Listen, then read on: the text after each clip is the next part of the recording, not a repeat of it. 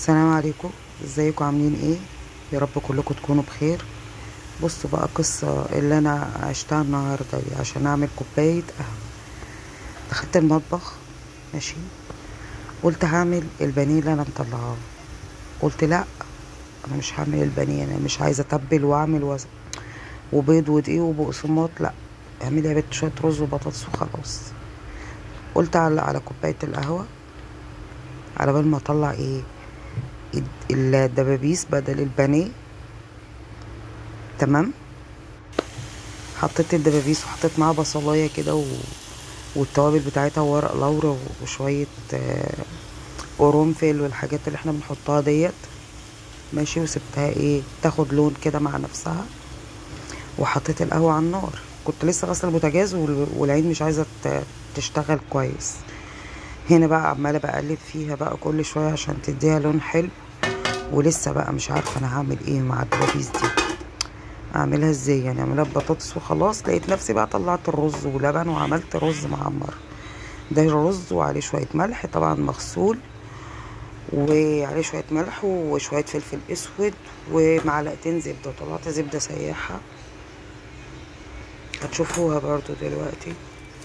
بجيبها من مكان حلو بصراحه، اختي هي اللي كانت قايله لي عليه. بقلبها بقى، المفروض ان انا بدعكها بايدي، الملح مع الفلفل مع الزبده، ماشي. ومجهزه اللبن اهو. كنت عامله رز عادي بقى، رز معمر.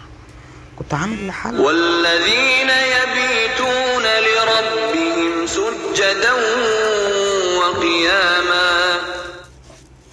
برنامج الصلاة اشتغل، لازم يا اما رسالة من الواتس يا اما برنامج الصلاة، اي حاجة تعطلني.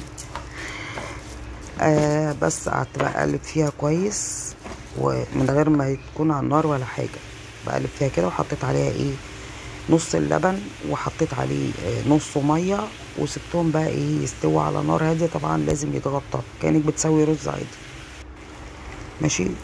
لقيت حته جوز الطيب دي بس، وانا بحب جوز الطيب في البطاطس. هنا بقى كنت خلاص قررت ان هي سليمه. بصوا القهوه بعد ما خلصت، ويا ريتها اتشربت برضو يعني، اتركنت شويتين.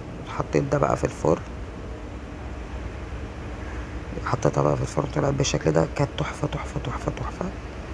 ورز المعمر دلوقتي هوريهولكوا برضو، طلع جميل قوي قوي قوي. مش الشكل بتاع الفلاحين ده اللي بيبقى مبقبق قشطه كده من فوق، لان مكانش عندي قشطه. اللبن اتشرب كله، فبس تحفه حلوه قوي. انا بعشقه اصلا يعني، ماشي. والسمنه، حاله السمنه اللي ورا دي اللي كنت بسيح فيها الزبده. لا وهنا لا لا، ابني قول بقى لي طرش طرش كنت طرش. بعلمه الادب وغرفله لا من قلبك، وبذله مش حاساها يا جدع والله. وهو بياكل مش يعني. حاساها. عمال لا اقول له معلش يا اشكر في جدعان الاكل. انا عجل والله. قول لي ايوه ايه قول. رايك عندي في استعداد الاكل؟ اخد الصينيه دي وامشي. قول بقى الأكل مجد إيه؟ في الاكل. طرش بس طرش الحمد لله رب طرش. العالمين. كده كان اكلنا النهارده كده في السريع،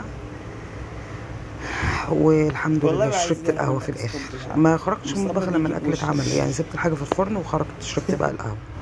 سبت الرز وسبت البطاطس في الفرن وشربتها في الاخر بعد ما خلصت كل حاجه، الحمد لله.